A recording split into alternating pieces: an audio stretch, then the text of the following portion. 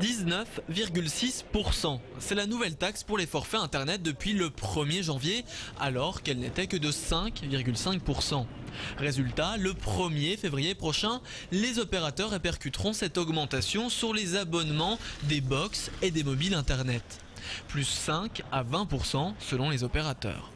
Entre les centaines de forfaits existants, les différentes augmentations, les possibilités de rupture de contrat, les consommateurs sont complètement déboussolés.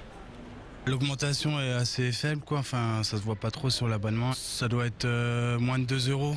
Moins de 2 euros, il me semble. C'est contraignant, quoi. Ils ont toujours des petites lignes qu'on n'a pas vues, à vous mettre en avant, etc. Donc c'est compliqué. C'est fait pour qu'on finisse par dire, bon, bah, je prends celui-là, et puis point, voilà. À long terme, c'est vrai que ça risque de chiffrer. Si on fait 2 x 12, 24 euros par an, ça équivaut à un 13e mois, on va dire. Ils devraient s'abstenir, ouais, parce que bon, on est assez taxé dans tous les sens. Pour mettre les choses au clair, Orange augmentera sa Livebox et ses forfaits mobiles de 1 à 3 euros, SFR de 2 à 10 euros. Bouygues Telecom ne modifiera pas ses tarifs de forfait mobile, mais son offre Triple Play sera majorée de près de 2 euros. Même chose pour la Freebox. Les opérateurs n'auraient pas eu d'autre choix que d'augmenter leurs tarifs.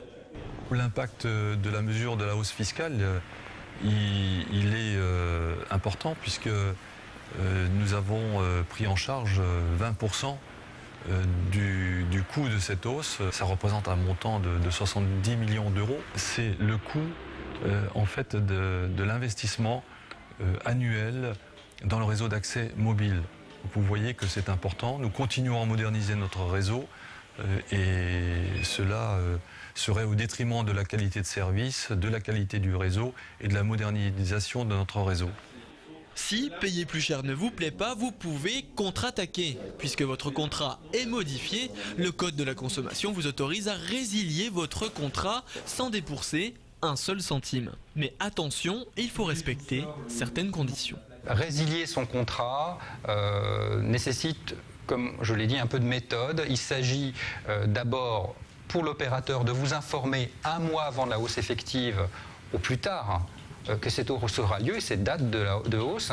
Ensuite, une fois que la hausse est effective, vous avez 4 mois pour résilier.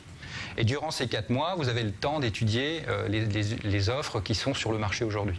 Dans cette période, d'ailleurs, il y a toujours des pièges, notamment dans la téléphonie mobile, où les offres sont très peu claires, elles sont très différentes les unes des autres. C'est pour ça que nous demandons aux consommateurs à la fois de venir nous consulter et puis de bien peser chacune de ces offres. Pour résilier votre contrat, il vous suffit d'en faire une demande écrite à envoyer à votre opérateur avant le 1er juin.